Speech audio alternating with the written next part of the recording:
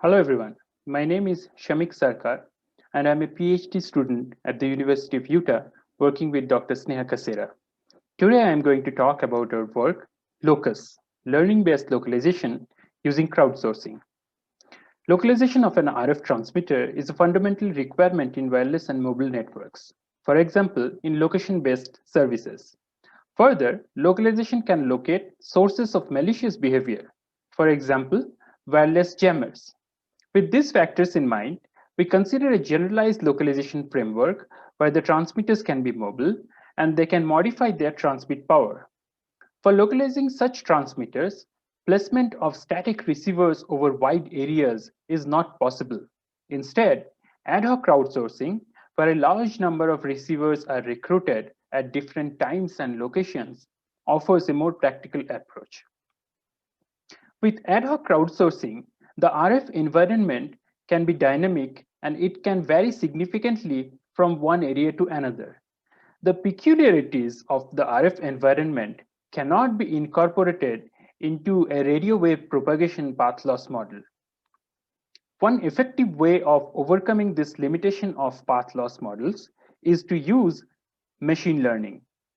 Using supervised learning, we can learn environment-specific models using diverse training data that can accurately capture the RF environment. However, using supervised learning in crowdsourcing scenarios has three major challenges. The first challenge is that the both ends are mobile. If the crowdsourcing nodes are mobile, their received signal strength measurements do not offer a consistent fingerprint. That is, when a transmitter is to be located, the online receivers may not be at any of the locations of the training receivers. Thus, there is no fingerprinting method for localization when both the ends being the transmitters and the receivers, are mobile. Instead, when both ends are mobile, localization relies on less accurate solutions based on the radio wave propagation path loss model. We call these methods non-learning solutions. The second challenge is the spatial sparsity of the training examples. Since the training transmitters are also crowdsourced, the unique number of training transmitters could be sparse. For example, in this slide, we have only 2 transmitter locations in the training set. However, the online transmitter is at a third different location. The third challenge is related to the unknown power of the online transmitters. If the transmit power of the online transmitter is different from the power of the training transmitters, the learned model will not be useful. The reason is that supervised learning expects same statistical distribution for the training and test data. And this is where LOCUS comes into picture. LOCUS overcomes the problem of inconsistent fingerprints. It also improves the localization accuracy with respect to the non-learning solutions. Further, LOCUS can tackle the transmit power variability problem. LOCUS is the first learning-based framework that addresses generalized localization using crowdsourcing. LOCUS is a supervised learning system that uses crowdsourced RF sensing. LOCUS estimates the location and power of mobile transmitters in real time using received signal strength or RSS measurements. Further, LOCUS can localize multiple transmitters that are active simultaneously.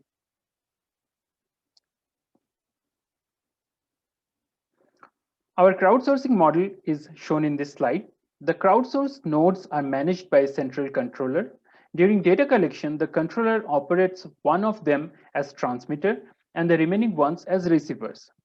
The collected data is combined into a training database, which is then used by the learning module of LOCUS. During the online phase, the controller operates all the participating nodes as receivers. Using the sensing data and the learned models, LOCUS estimates the location and power of the online transmitters.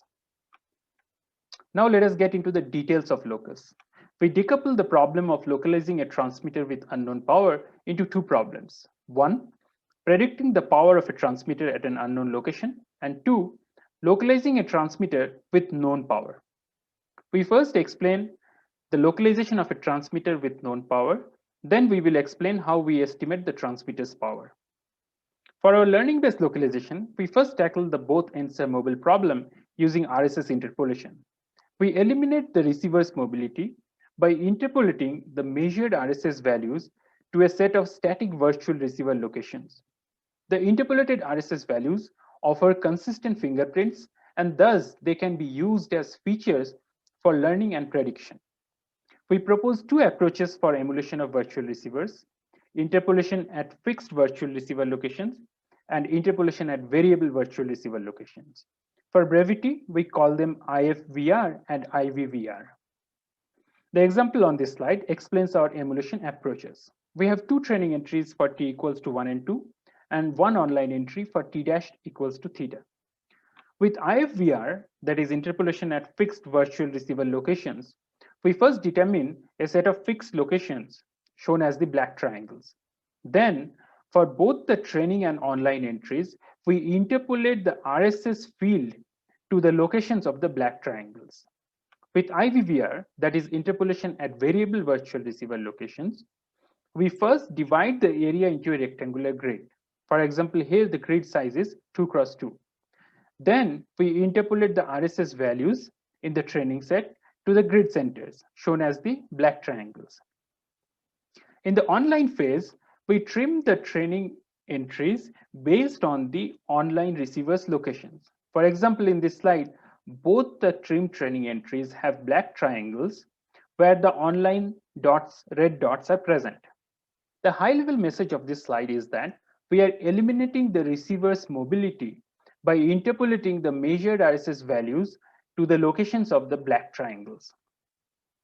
To understand the differences between IFVR and IVVR, let us see the previous example again.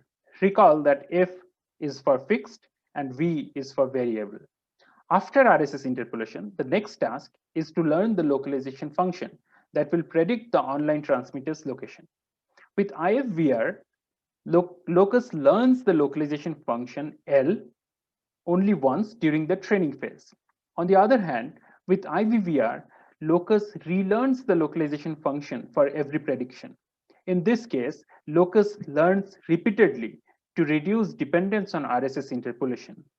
Note that with IVVR, the online RSS values are not interpolated. Interpolating the RSS field requires an interpolation algorithm. We observed that the commonly used RSS interpolation methods, specifically Kriging and inverse distance weighting, sometimes have high error. Hence, we propose a method called transmitter error inverse distance weighting that is fundamentally different from the existing methods. In general, the RSS interpolation methods do not have the knowledge of the transmitter's location. However, in the context of LOCUS, the training database has the transmitter's locations. Hence, we propose to use this transmitter's location in our interpolation algorithm. Please refer to our paper for the mathematical details of transmitter error inverse distance weighting.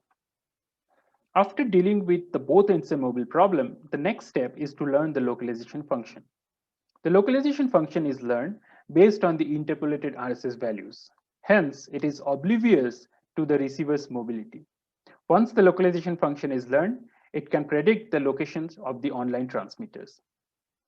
There are two constraints on learning of the localization function. The first one is specific to IVVR.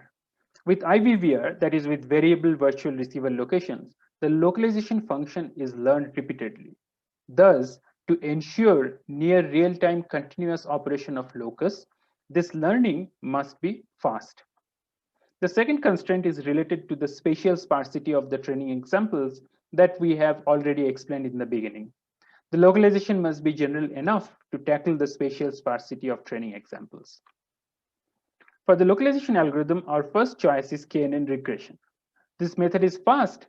However, it does not work well in presence of the sparsity of training examples. Hence, we propose a regularized version of radial basis interpolation, which we call RRBI in short. Note that this interpolation is different from the RSS interpolation methods. The details of the RRBI method are in the paper, but I would like to point out a few things. First, the RRBI method uses high dimensional feature transformation via a kernel. This helps in learning nonlinear functions. Second, we use least square regularization in the loss function. Since RSS interpolation may have errors, the features may be noisy. The regularization ensures that we do not learn any strong dependence on some noisy features. Third, the weights are learned in fixed time. This suits locus, especially when IVVR is used. Now, if we look at the bigger picture, the localization problem has been solved by RSS interpolation and the RRBI method. However, as shown in this slide, the localization method relies on transmit power estimation. Based on the estimated transmit power, LOCUS scales the online RSS values. And because of this scaling, the localization method can assume that the training and online transmitters use the same power.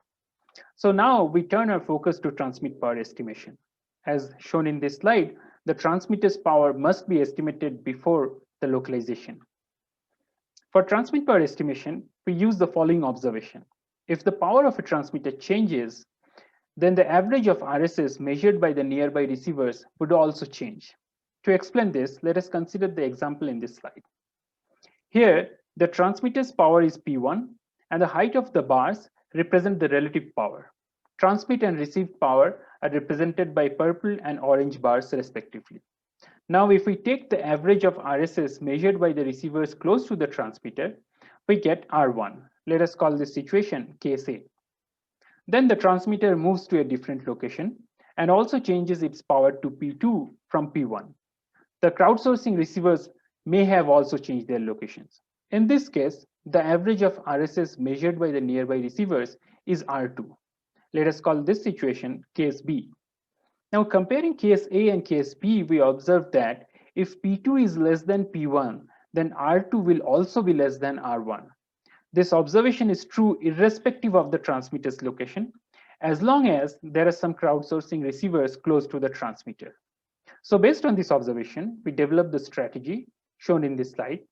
We frame the problem of transmit power estimation as a regression problem.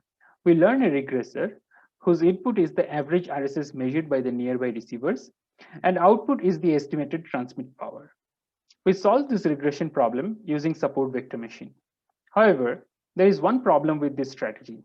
The location of the online transmitter is unknown while estimating their power. Then how do we define nearby?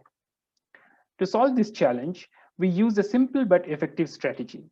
We identify the location that measures maximum RSS and consider this location as a placeholder for the transmitter. Then we consider a circle around this placeholder, and all the receivers within this circle are considered nearby to the transmitter. The last component of LOCUS is detecting and localizing simultaneously active transmitters, which we call SAT in short. To solve this problem, LOCUS defines an approximate region of presence around each transmitter. Inside these regions, the measured RSS values are primarily dominated by the closest transmitter.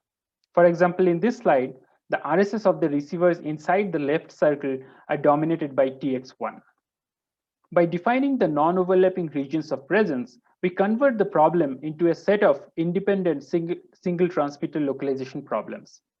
Each of the single transmitter localization problems are solved separately using methods that we have already discussed. Note that for a single transmitter localization, we use the RSS measurements only inside the corresponding region of presence. The most important component of SAT localization is forming the regions of presence. The regions must be non-overlapping such that the sensing nodes can be segregated in disjoint sets. For defining the regions of presence, we start with the receiver locations where the measured RSS is above a predefined threshold. The measured RSS for these locations are shown using green bars in this slide. Next, we sequentially process the screened locations with green bars. Among the screened locations, we start with the location that measures maximum RSS. Then we estimate the transmitter's power that is close to the maximum RSS location. Based on the estimated power, we define the region of presence for this transmitter as the green circle. That is, the size of the circle depends on the estimated transmit power. Next, among all the locations with green bars, we remove the ones inside this circle. Finally, using the RSS measurements inside this green circle, we localize the corresponding transmitter. Note that the transmit power of this transmitter has already been estimated in the previous step. Then we continue processing the remaining screen locations, that is the remaining locations with green bars, using the same procedure. And eventually, we detect and localize all the transmitters along with their transmit power. Now let us move on to the evaluation of locus. For evaluation of locus, we conduct 3 experiments and collect 3 datasets. For dataset A, we emulate crowdsourcing in an outdoor park area. The transmitter is a walkie-talkie, and the receiver is an RTL SDR attached to a mobile device. For dataset B, we consider an indoor area with 4 connected hallways. This dataset is collected by creating an actual crowdsourcing environment with 8 receivers. Dataset C is collected in a university campus outdoor area. Similar to dataset B, here we have 8 crowdsourcing participants. For this experiment, we use static transmitters but mobile receivers. First, we evaluate the RSS interpolation methods using dataset A, that is the outdoor park area. In this slide, we have the different RSS interpolation methods on the x-axis and the mean and standard deviation of the interpolation error on the y-axis. We observe that transmitter-aided inverse distance weighting performs 2 dB better than the other methods. Next, we compare the RRBI method with the KNN localization. In this slide, we have the number of different transmitter locations in the training set on the x-axis, and the average localization error is on the y-axis. For lower values of the x-axis, RRBI method outperforms KNN. For higher values of x-axis, the performance of KNN gradually converges with that of RRBI. This observation is true for both IFVR and IVVR. Recall that IFVR and IVVR are the different approaches of emulating static virtual receivers in locus. This slide shows that RRBI is more efficient in handling the sparsity of training examples. Based on the results from the last 2 slides, we always use transmitter-aided inverse distance weighting for RSS interpolation and the RRBI method for transmitter localization in locus. Next, we compare the localization error of locus with 3 different non-learning methods. Due to limited time, I am not explaining these methods, but their details are in the paper. This slide shows the performance comparison using dataset A, that is in the outdoor park area. We have the number of different training transmitter locations on x-axis and the average localization error on y-axis. We observe that locus performs better than the non-learning methods, especially when variable virtual receiver locations are used, that is with IVVR. As the values on the x-axis increase, the performance of locus also improves. However, that is not the case for the non-learning methods because they do not depend on the training set. Further, locus does not require many training examples to be advantageous over the non-learning methods. For dataset B, that is the indoor hallways, the observations are same as in dataset A. In this case, the superiority of locus is much more prominent. This is due to the fact that the transmitters in dataset B are always in the hallways. Thus, the spatial sparsity of the training transmitters is lesser compared to dataset A. For dataset C, that is the university campus area, we observe the same trends as in dataset A and B. Compared to dataset A, lower error in this case results from the usage of static transmitters. Next, we evaluate the transmit power estimation of locus. In this slide, we have the 3 datasets on the x-axis and the average transmit power estimation error on y-axis. We observe that the transmit power estimation error of locus is always within 3 dB. Further, locus has lower transmit power estimation error than a non-learning method, denoted as TPE PLM in this slide. The details of this non-learning method are in the paper. Next, we evaluate locus for localizing simultaneously active transmitters or SATs. For this evaluation, we compare locus with SPLOT, which is the state-of-the-art non-learning method for localizing SATs. SPLOT was also developed by our research group, and we presented this work in MobiCom 2017. We used 3 metrics for this evaluation. RM is the fraction of online transmitters that were not detected. RF is the fraction of online transmitters that were detected in excess, hence it is the false positive rate. And epsilon p is the penalized localization error, where the penalty is due to missed and excess transmitters. In the first row, we compare the performance in presence of SAT, but no power variation for the online transmitters. We observe that misdetection and false positive rates are similar for both the algorithms. However, LOCUS has lower penalized localization error due to the use of a learning-based approach. In the second row, there are no SATs, but power variation is used in the online phase. In this case, LOCUS has a much lower false positive rate compared to SPLOT. The higher false positive rate of SPLOT penalizes its localization error further. The last piece of this presentation is the implementation of LOCUS. We built an end-to-end prototype of LOCUS. We use a cloud-based server as the central controller. We developed a web interface for the central controller for sending commands to the crowdsourcing participants. We use a portable and untethered SDR called Sitara with both RF transmit and receive capabilities at the crowdsourced clients. Sitara has also been developed by our research group, and it was presented in MAS 2019. We have developed an Android app that runs on the participant smartphones. The app simultaneously maintains a socket connection with the central controller and a Bluetooth connection with the SDR. Using our Sitara SDRs as crowdsourced nodes, we evaluate the detection capability of our implementation. This plot shows that our LOCUS prototype is able to detect all the transmissions. To summarize, we presented LOCUS, a learning-based system that uses crowdsourced localization of mobile transmitters with unknown power. We demonstrated that LOCUS can outperform the non-learning methods. And finally, LOCUS is easily deployable with minimum overhead to a central controller. In future, we will enhance LOCUS to accommodate scenarios where the crowdsourcing nodes are unevenly distributed in the spatial area. And we will also address SAT localization when the simultaneous transmitters are pretty close to each other. Thank you for your time and patience. Please let me know if you have any question.